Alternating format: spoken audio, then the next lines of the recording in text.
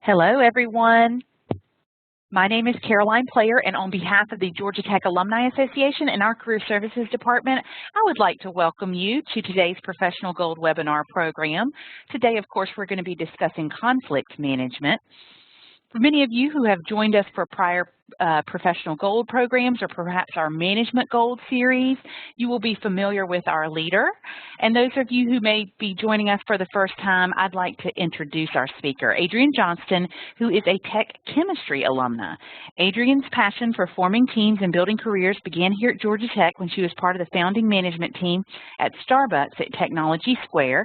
She honed these interests at VendorMate, rising through the ranks to become Vice President of Operations. After leaving VendorMate, she led user experience for KidsLink, and she is now the Vice President of Operations for Buckhead Investment Partners. So I am going to pass the mic on to her in just a second.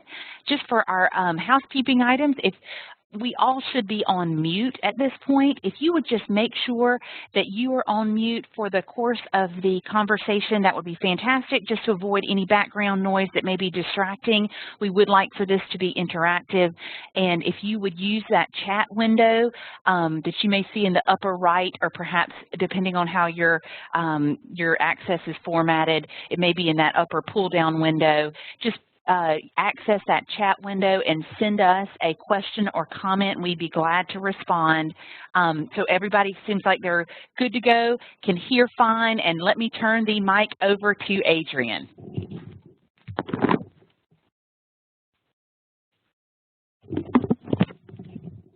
Good afternoon, everyone. It's a pleasure to be here.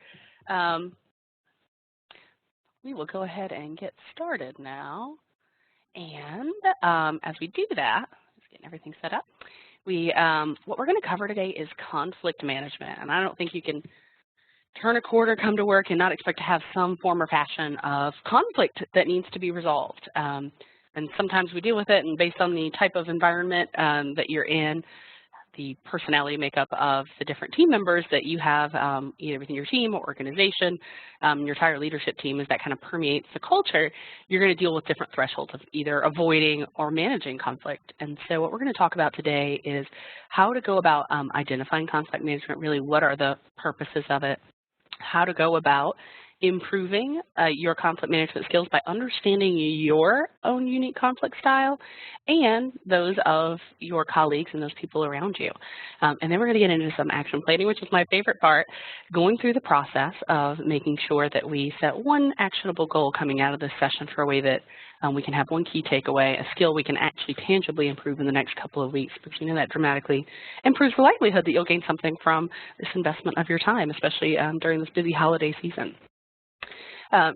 So for those of you who are not familiar with conflict management, it's defined as the practice of recognizing and dealing with disputes in a rational, balanced, and effective way to achieve desirable outcomes. And that's really the key area there is, and phrase is desirable outcomes. What you're looking for is a solution that's mutually beneficial to all parties and achieves this ideal outcome, this best case scenario for your business, your team, whatever it is you're trying to achieve, that you know exactly what that is and you know the best way to go about it. And as we go into these different conflict styles, what we'll see is that there are times when some things don't matter and you have to let them go. And there are things that you need to prioritize and you need to spend the time to work through the dialogue and the discussion for the benefit of the entire organization.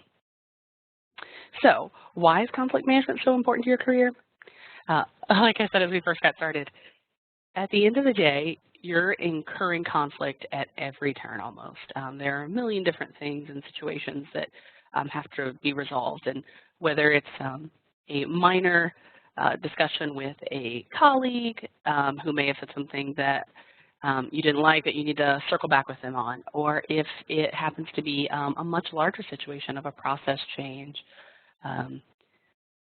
some new technology implementation that's not in the best interest of clients. Those are bigger, higher level discussions that have far more impact. And so it's not just a prioritization exercise, but how do you navigate through that readily, easily, and again, to achieve that best outcome. What you'll find is that as you start to understand your conflict management style, you can really get out there, and especially if you tend to be less assertive on the scale, and you need to be, having more of a voice and ensuring that you are the one leading that charge and, handling that conflict where it's appropriate, that you're going to start to get to a better speed of resolution as opposed to, and I don't know how many of you are in organizations like this, but I have certainly throughout my career been on teams where, people are frustrated about something and they don't say anything and they're not sure how to address it because they don't want to stir the pot or they don't want to be perceived as complaining. And the reality is sometimes those issues fester. And what we're currently working on, even in our current organization, is a really open, honest, collaborative culture where we address our concerns. And we just preface it by saying this is not a complaint. I'm bringing this to the table so that we can figure out how we address it and move forward. But what's happening, and we can see it day to day in our organization, is we're addressing issues more quickly. And so we're getting to resolution faster because they're being addressed. There's less angst among our team members. We're achieving ideal outcomes much, much faster. And more importantly, we're moving the whole enterprise forward at a much more dramatic speed. Additionally, we're having those better outcomes as opposed to things being swept under the rug and we're just prolonging it. We're getting to that truly ideal state, or at least moving incrementally towards it. And again, just better outcomes on the whole. Conflict management is really important. It's important that we know how to engage in discussions with our colleagues, our teams, in a way that is professional, but doesn't require that we back down. We know something's right, that we use that North Star as our guiding principle, and we channel all of the skills we have that we're going to kind of build on today in both understanding our own conflict styles and what we need to do when we're having to step outside of our comfort zone, and then how to work with other people who may be different and have different conflict styles, and how to make sure that we're really getting where we need to go by making sure everyone's voice is heard and that we're doing that in a respectful and positive manner. So let's get into the real heart of the presentation today, which is really how do you identify your own conflict style? And I think it's going to start to bring a lot of clarity for all of us. There are two different axes that you can look at here on this matrix. On one, you have your level of assertiveness. So how willing you are to voice your questions and concerns and say, this is something that I believe and I'm willing to have a voice on that we need to address. And it's really, the assertiveness is about whether you're willing to prioritize your own stance and perspective or not. And these are very general terms, and obviously everyone's position is going to change on the assertiveness scale based on the issue at hand. On the other axis, you have cooperativeness. So how willing you are to put other people's concerns at the forefront in dealing with conflict, and how well you want to achieve in that team dynamic an effective outcome for other parties. And so what happens when you put these together in a matrix is that you get 5 different styles. You have the competing style, which is both highly assertive and uncooperative. And so in that sense, what you'll find is these are people who are going to say, we have to do this, and they speak like it's fact, and they are unwavering in their opinions. And again, this will be changed situationally per person, but when you are both assertive and cooperative, you're highly collaborative. And so what you're doing is trying to find an ideal outcome between both your needs and the needs of others. Those that fall in the middle on assertiveness and on the middle in cooperativeness tend to be classified as compromising, and that they'll split the difference right down the middle. Okay, well, you'll take this and that, and we'll meet right in the middle, and everything will be good. And the reality is sometimes that's quite beneficial. It can resolve conflict quickly, but it may not always lend itself to the best outcome. Then you have, for those people who are highly cooperative but not very assertive, they're highly accommodating. So they tend to bend to the will of others, especially if they find it to be something that's low priority, and they let other people get their way. Those who are not assertive, so they're not willing to speak up for their own opinions and aren't overly concerned with the importance of it to others, are avoiding. So these are people who will never deal with conflict. And all of these styles have strengths based on the situation, and they have challenges based on those unique situations. And certainly when navigating situations with other individuals, they can also pose unique challenges. If you're highly competing and you're working with somebody who's highly avoiding, that can actually work out well for you because a lot of times you'll win. Or if you're that's if you're accommodating and competing. If you're competing and avoiding it can be really frustrating to you because you really, really want to have this discussion and deal with it so that you can prove your point and get it across and we'll get my way because that's the way it should be. And when you're working with somebody who's avoiding, it's highly frustrating because you can't actually get to that dialogue. And so you have all this passion and enthusiasm built up that you don't get to deal with. Versus if you're competing and you're working with somebody who's always splitting the difference and you know it's not the ideal outcome, that can create frustration. And so all these different pairings have their unique challenges to work through. So let's delve into each style and really start to understand that. So again, if you're competing, you are both assertive and uncooperative, meaning you're concerned about your perspective but not necessarily solving other people's problems. These people in the competing style are known for disregarding other people's concerns. Again, a characteristic of being uncooperative, in that you don't see the world through their perspective and you don't care about their outcome because you're genuinely so passionate about what you believe to be right. And this can be a great style. We tend to think of competing and dominant personalities as being negative, but the reality is in times that call for quick leadership, and there's no time for conflict resolution, this competing style can be really valuable. So when you have quick, decisive action that's really necessary, like an emergency, there's a fire. All right, everybody's going out this door, and these people are putting on their orange vests, and we're meeting across the street. You don't have time to go through, well, you know, really, I'd love to meet at the bar on the other side of the street so that we could have some drinks while we're doing, like, there's not great planning that's coming in with this. And so it's really fantastic when in those emergent situations, you have someone who's taking charge, giving you their opinion and making sure that things are taken care of quickly. Another time when this can be really valuable is when there are unpopular issues and the course of action needs implementing. So if you're doing cost cutting, enforcing unpopular rules, any kind of disciplinary action, when you have someone who is more compelled not to worry about the other person's perspective and worries about this really important decision that has to be made and is highly assertive, and a lot of times it's not just about themselves but their business, their team, they get the job done because they just go right in and there isn't, you know, some compromise of, oh, well, we'll only cut the budget, you know, 25% instead of 30%. If you need to do 30%, they're going to make sure 30% is done. So that can be really valuable. Now, on the other hand, when this style is overused, and individuals who have a tendency to overuse the competing style can really face challenges in the workplace.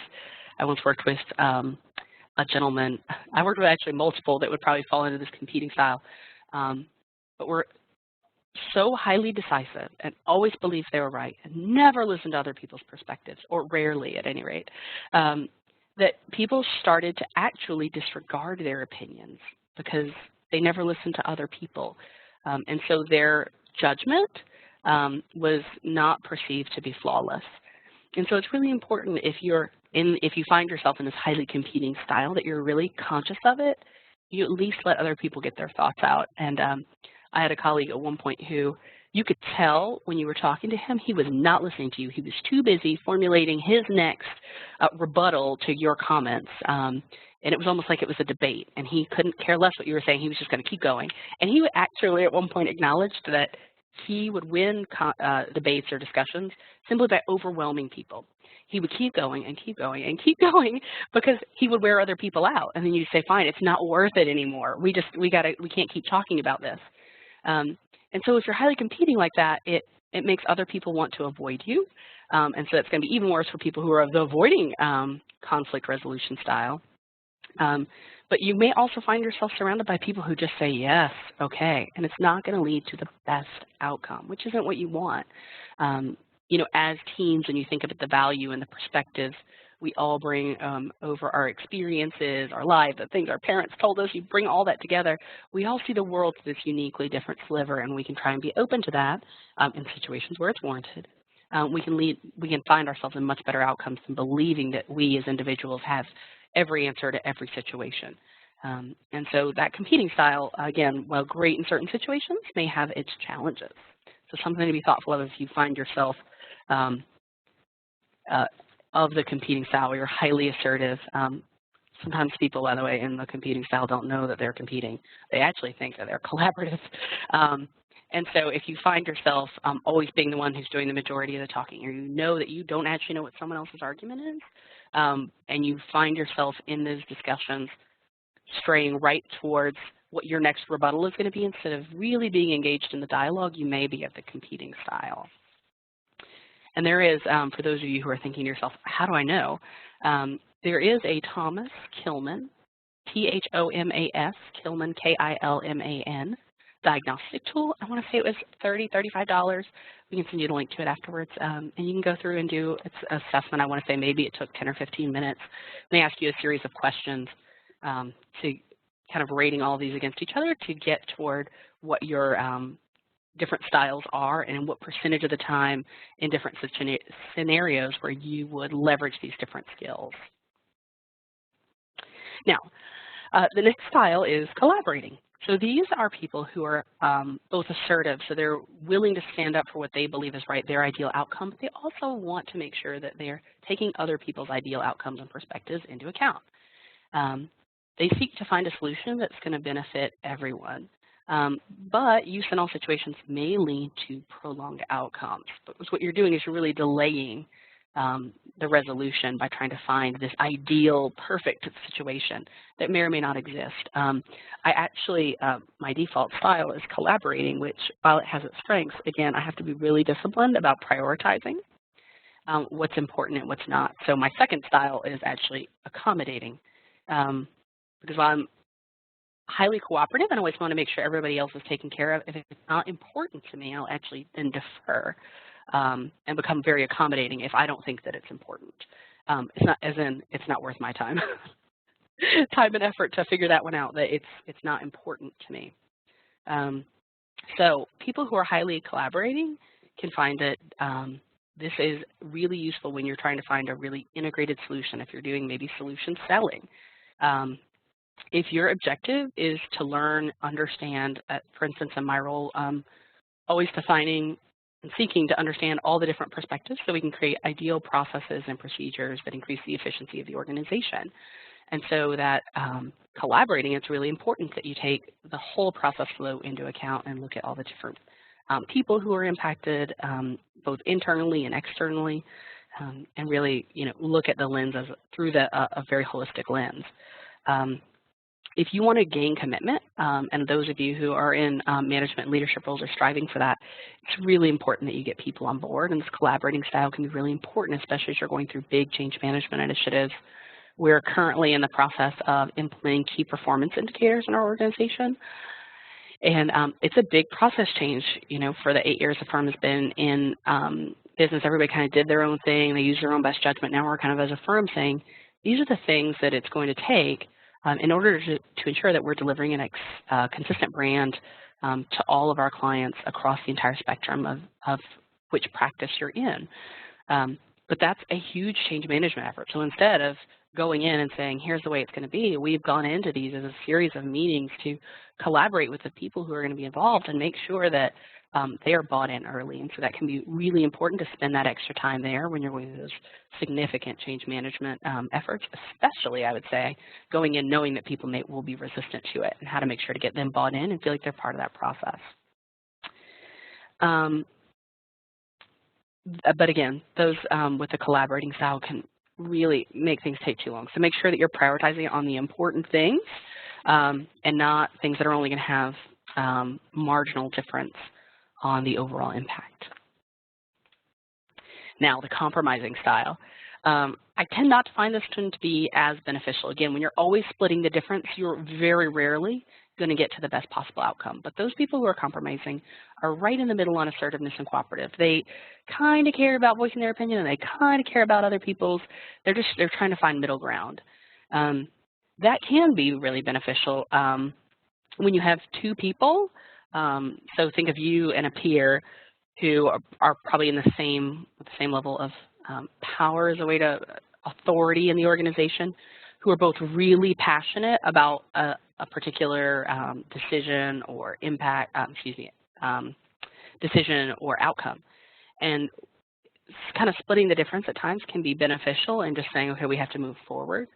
And so we're gonna compromise on kind of getting to a middle of the road solution. If you want a temporary solution, this can be really valuable because you can say, you know what, while we battle this out long term, we're going to go through this whole collaborating process.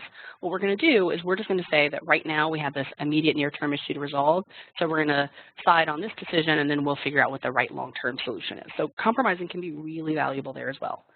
But again, if you are overlooking the practicalities simply to get to a middle road, if you find yourself always kind of going to, I tell you what, I'll give you this and I'll take that, you're really probably very likely not getting to that ideal outcome. And so it's really important that we recognize that in ourselves and in our colleagues, because compromising, it can be quick, a lot quicker than collaborating to get to a resolution and at least get you something, versus if you're highly accommodating, you can get to that pretty quickly as well, but you a lot of times won't win, if you will, in quotes, anything. And so it's really important that you're making sure you're using that in the right context, in the right situations, as opposed to using it all the time.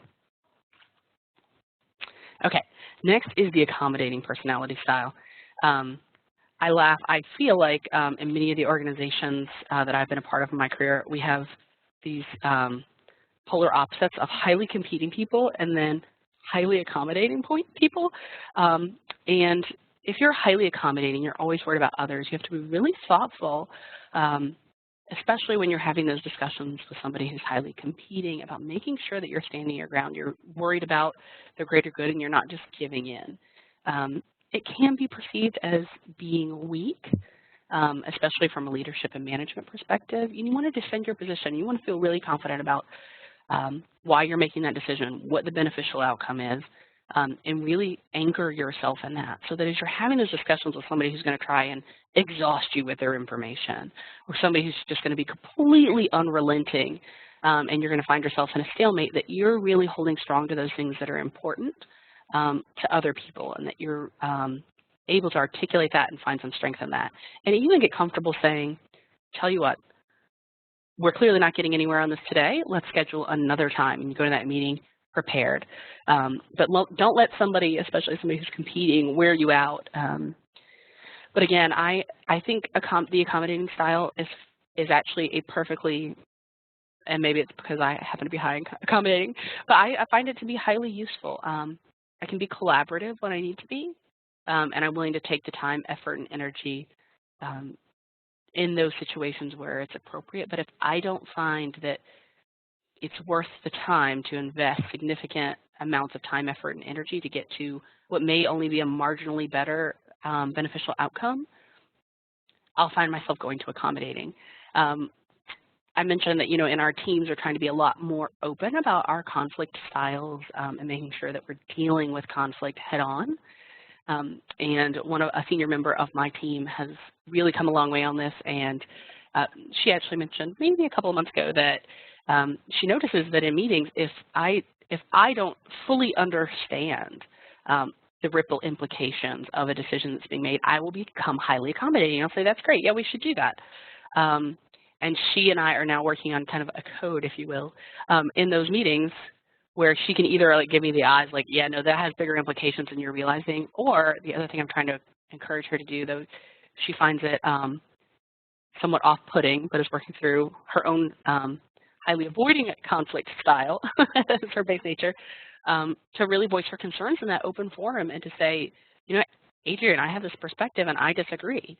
But because her comfortable nature is to avoid, she at least is coming out and having those discussions with me so we can circle back and make better decisions.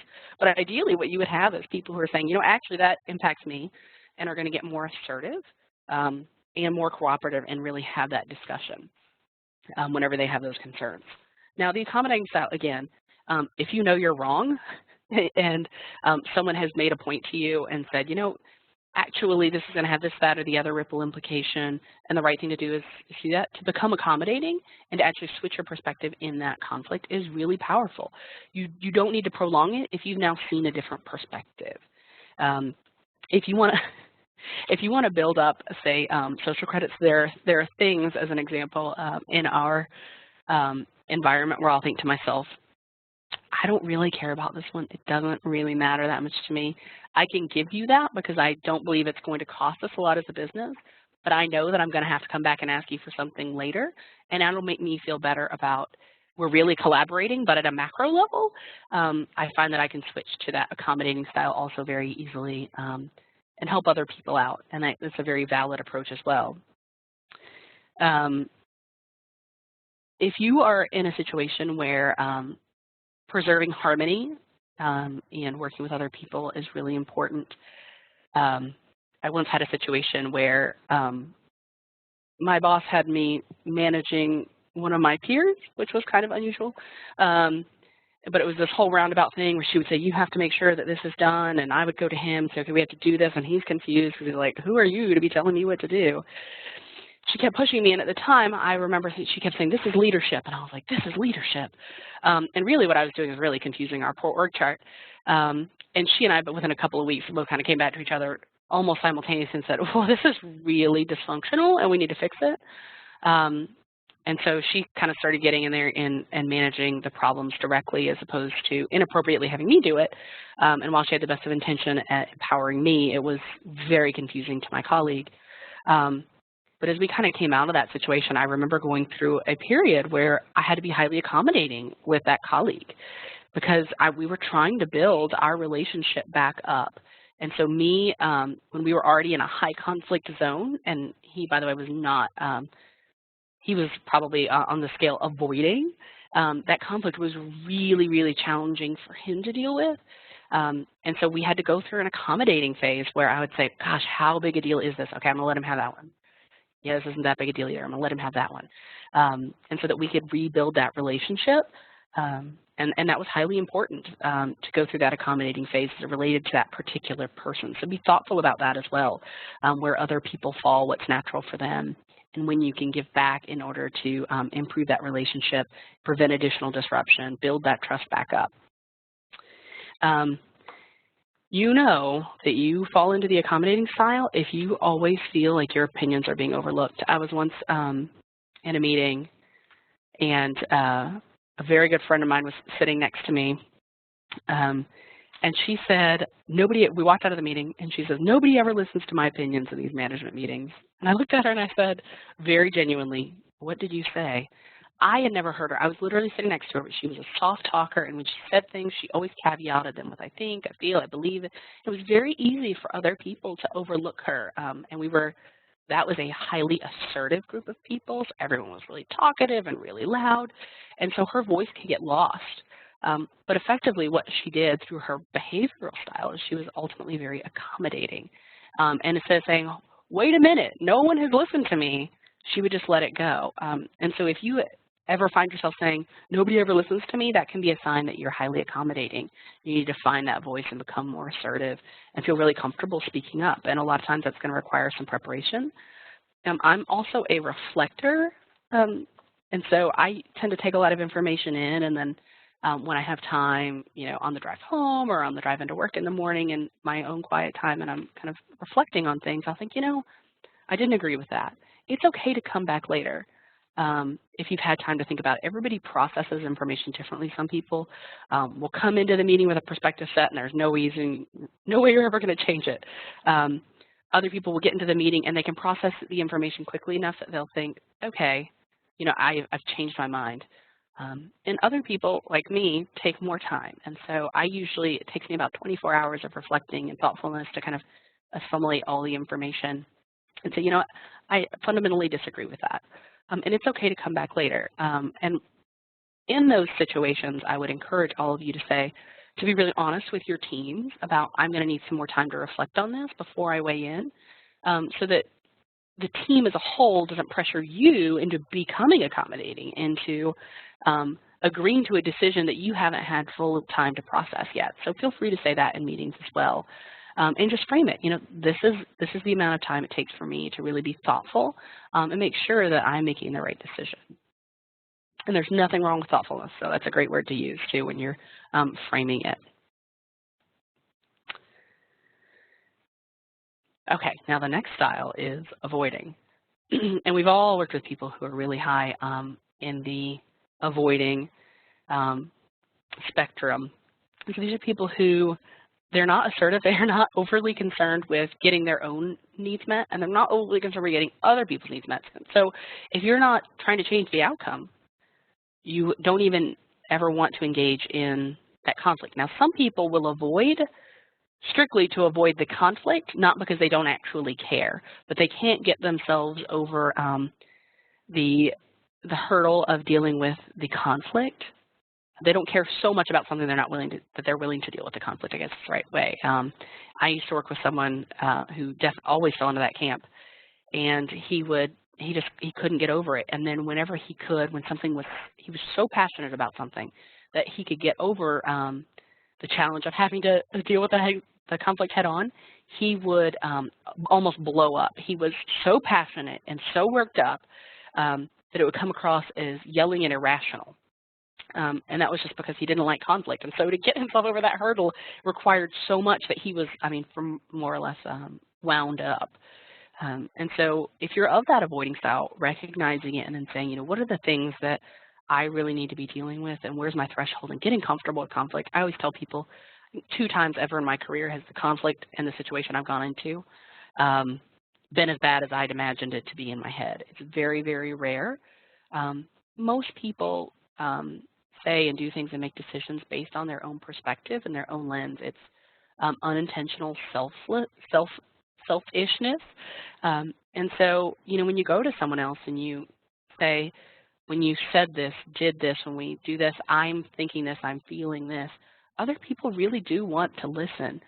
Most people, I should say, want to listen. They want to see the other perspective. And when they do those things, it's usually not intentional. It's usually just because they're kind of going about in their own world and not realizing the implications that their actions and words have on other people. And so for those of you who find yourself in that avoiding category, kind of starting to reconcile that most people want to do the right thing. You've got 1 in 100 people that are not genuinely concerned about the needs of others and who don't want to be better, who don't want to be challenged. And when you go into it with those odds, you think to yourself, wow, that's not too bad. I can go and have that discussion, and it's probably not going to be that bad as long as I can frame them in the right way. And again, for those of you in the avoiding style, it's making sure that out of the fear of conflict that you're not going into it irrationally and upset, that you have time to reconcile your emotions, your feelings, your sentiments, and to voice them in a very rational and constructive way, and making sure that you're using phrases like, I'm sure this probably wasn't your intention, but when you said this or did this or we made this decision, I felt like I was overlooked, like my colleague who is highly accommodating. I feel like my voice wasn't heard, and so I want to make sure that I'm coming back and I'm addressing it. Because by then not dealing with that next conflict, she was avoiding as opposed to even being accommodating. So the avoiding style, you should use this and consider using it when an issue is just unimportant. So I'm trying to think of a good situation we've had recently. We're reworking our budget for 2016. And we're just finally getting to it. We've been avoiding it because it was going to be quite a headache of which budget expenses should be allocated here versus there, which people are spending too much money and all that. But we're now there at a point where we can no longer avoid it. But for a while, we had bigger fish to fry. So we were not worrying about some of those issues. And that was very appropriate. And I like to really think about these things in terms of prioritizing, is it important now or isn't it? In addition to how much do I think it matters to me or it matters to other people? Is it even important in the grand schemes at that macro level of everything we have going on? If you're in a situation where gathering more information is going to outweigh the advantages of an immediate decision, meaning it's more important to spend that time, then you should avoid even making the decision. And so you tell people, we're going to hold off on that until we can gather more intel. And that's perfectly acceptable in that situation as well. If other people can resolve the issue more effectively, then it's fair to say, I'm sitting this one out, I'm going to avoid it entirely, and you guys can move forward making a decision. There are signs of overuse whenever people feel like you ultimately have the decision-making power and they can't get you in the room to have the discussion. And I've seen this play out on multiple fronts, and this slows an organization down because you can't get to those outcomes. So If you're going to avoid it because you don't feel like you need to be involved in it, or it's not important, then you need to make sure you're having those conversations at least very head-on, and that it may even be in a competing style to say either, one, we're not having this meeting, this discussion, this other, and we're putting it on the back burner because it's not important, and here are the things we need to be focused on. So refocus people's attention.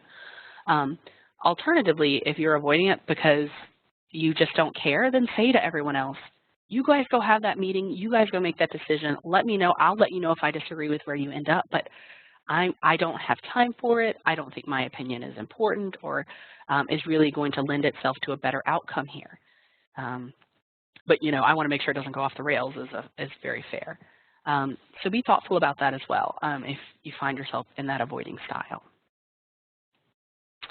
Now, when it comes to recognizing other people's styles, I'm sure you all, as we've been talking through this, have thought to yourselves not just about where you fall on this a majority of the time, but where maybe your boss falls, one of your peers, other members of your teams that you're working with on a daily basis where you maybe have had, and actually this is a great exercise, is to think about somebody where you do have a lot of conflict and you just feel like you can never see eye to eye with this person.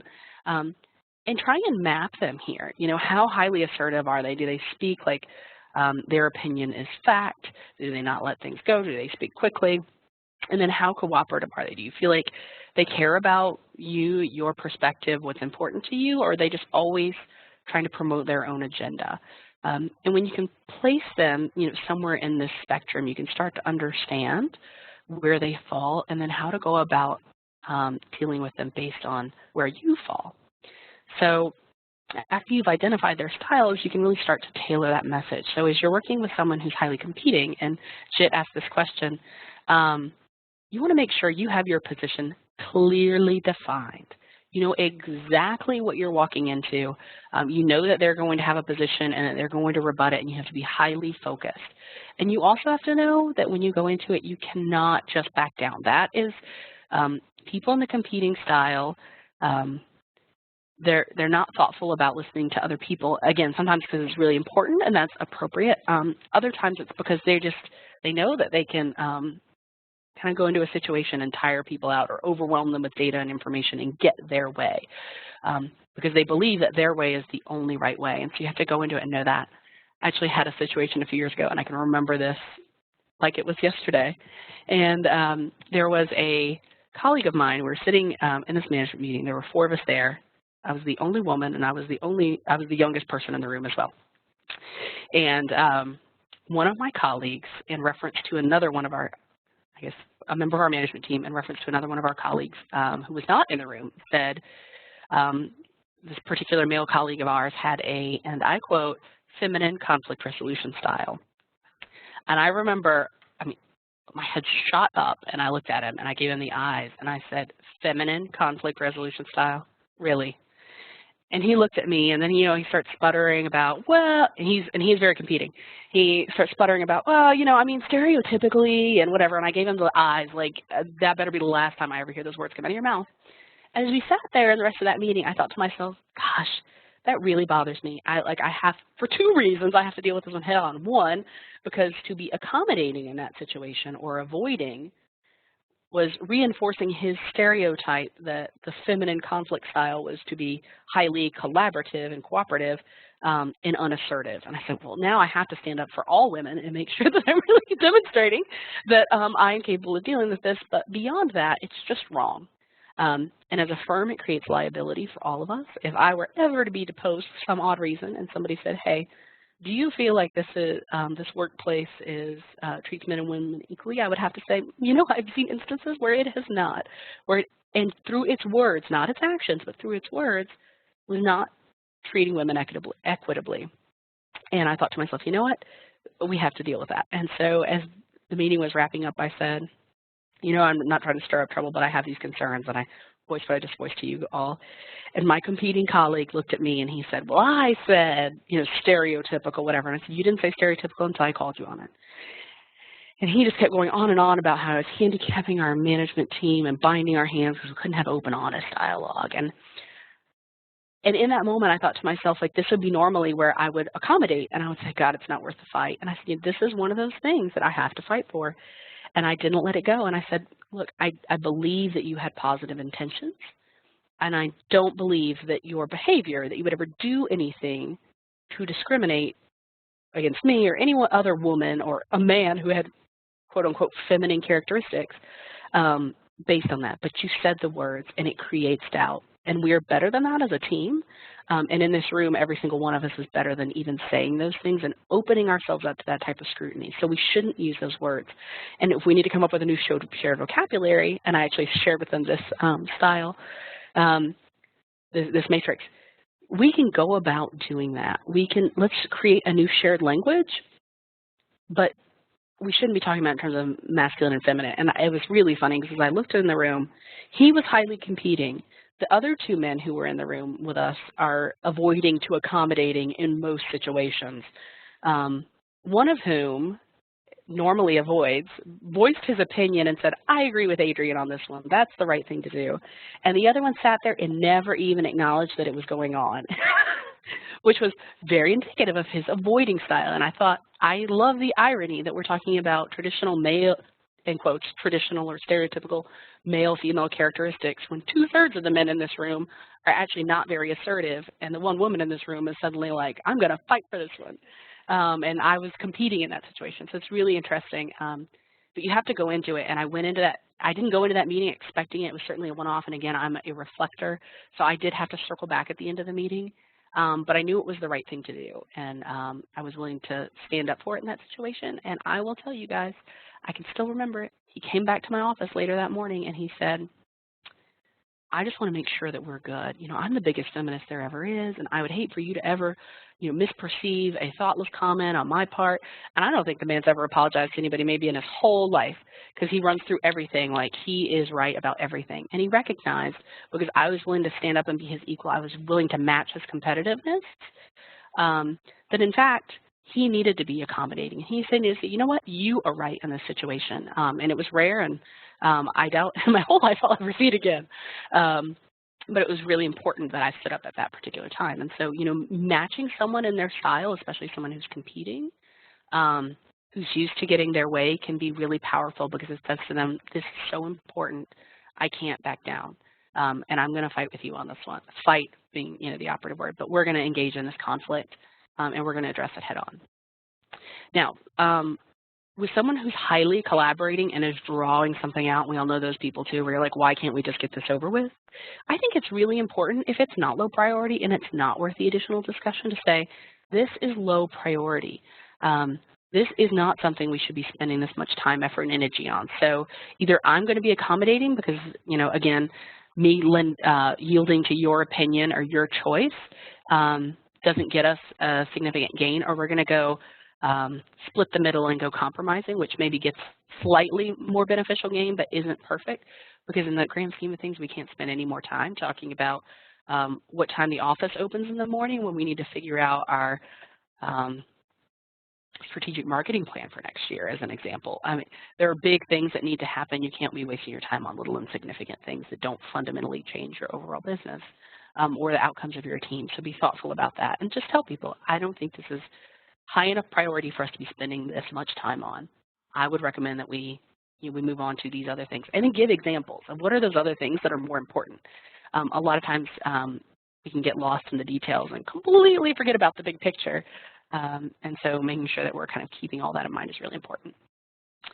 Again, if you have somebody who's always splitting the middle, you need to make sure that they have a picture for what is the ideal outcome. And that, you know, especially if it's highly important, that you not just go split the difference. And you tell them, you know, that is not an ideal outcome. And I appreciate that it can in some ways placate both of us, but long term it's going to create these other problems, or we haven't really resolved the issue at all, we've only made a marginal improvement, or you're happy, but at the end of the day, your happiness isn't dictating the success or failure of our business and this outcome. So we need to really be thoughtful here and have that and address that head on with those individuals who are highly compromising. I think this is really interesting. When you're working with somebody who's highly accommodating, if you are more assertive, it can be the greatest thing in the world, because those highly accommodating people will always support you. They'll say, yeah, that's fine. Yeah, that's fine. But the reality is you may not be getting the best decision.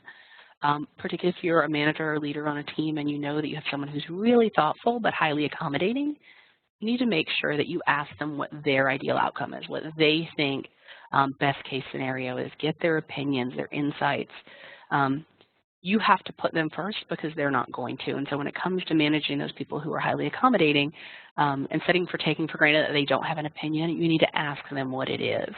And you need to be really thoughtful about trying to get yourself out of your shoes and into the shoes of someone who is, looking out for the greater business as a whole. A huge attribute of leaders and a hallmark there is to be mindful of the greater picture as opposed to just what you happen to like.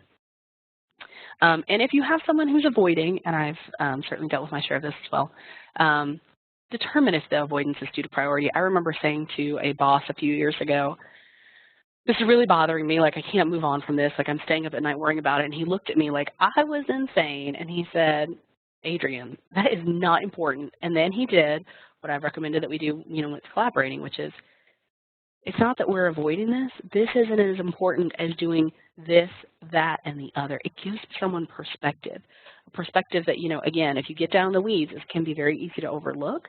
So if you see someone avoiding, ask the question, why isn't this more important? I really want to understand if we're not going to do this, we're not going to make this change, or we're not going to have this conversation, or whatever the particular conflict is, what should we be working on? And I actually just had that conversation with my boss 2 weeks ago of, I keep feeling like we need to do these things, and these things, but we're not doing them. Why aren't we doing them? And what is it that you perceive as more important than that? Excuse me. And he came back to my office that afternoon and he says, clearly I have not done a good enough job of giving enough guidance here. These are the things that I think we need to prioritize above those other things. And so that you don't feel like it's not that we're not doing anything, but these are the things, here's some guidance, some direction, here's what we do need to be doing. Now, on the other hand, if someone is avoiding because they just don't want to have a discussion, excuse me, I'm so sorry, because they can't seem to get over the hurdle of what is dealing with a conflict because it's not important enough to them or they're not worked up enough, if you will, it's important to force the issue. I would recommend if it's someone who's avoiding that you try to facilitate some way to get them comfortable. If they don't want to have a dialogue, then you want to make sure that you are asking them, why don't you want to have the dialogue? What are you concerned about? I know this sounds really nerdy, but you could do role play and you could say, okay, let's have that discussion. And it can be awkward and forced, but what it does is it gives them some practice. And when you go in and you're saying, here, I'll pretend like I'm this person and I'll take the defensive stance here. What they're going to realize is that even when you're trying to come up with a crazy situation, it's difficult. Excuse me 1 second. Sorry about that. Can everybody hear me? I'm getting a little bit of cough. I didn't want to cough into the microphone again. So if it's not, then try to find a way to get them more comfortable so that they can deal with that conflict in a really constructive way. And I have found, I think it's really interesting. A former boss of mine, anytime she had any type of personnel issue and was going to have a conversation, what I would find is that she would be planning this thing for a week, and she would call me, what I felt like was over and over, and tell me, this is what I'm going to say. She was she was practicing. She was trying to get comfortable, not because she was an avoider, but because she wanted to make sure she was having the right dialogue. Excuse me, I'm so sorry. We're going to have to cut all those out, Caroline. I have to do some editing this time. So again, when you go into these situations, you want to make sure that you're really thoughtful on what your opinion is, so you know which style you should take and how to move forward. So you really want to start by thinking, is the outcome of this decision or this conflict important? Not just important to you, but important to the business. How important is it? Is it a big fundamental business decision that's impacting your clients, it's impacting your profitability, or again, is it something relatively insignificant, like whether or not you do 20 or 21 days of vacation for your employees next year? Like, that's relatively insignificant. You shouldn't be spending a lot of time on that decision. Now, if you're talking about 20 versus 30, think you really need to get into the weeds there and fight that one out, spend some time on it, because that's important when we're talking about 6 weeks of vacation. But otherwise, I wouldn't prioritize it. Then you need to ask yourself, what's a priority relative to everything else you have going on?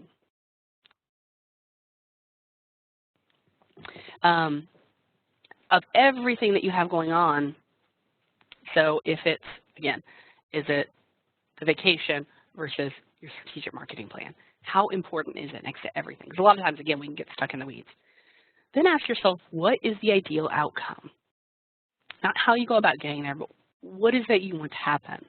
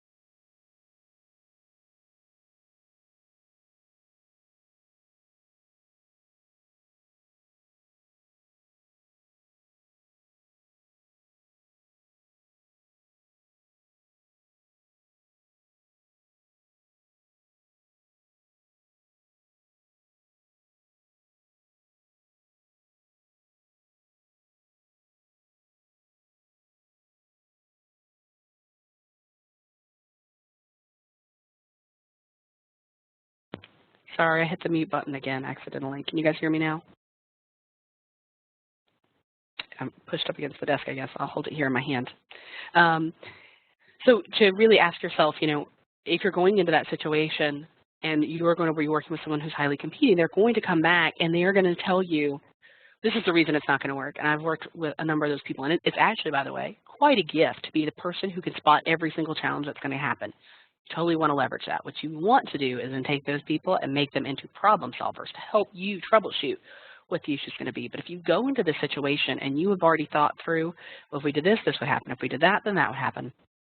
You can be prepared to say, yes, I've addressed that, and here's the solution I'm proposing for that, so that it's not an excuse not to move forward, not to make a different decision.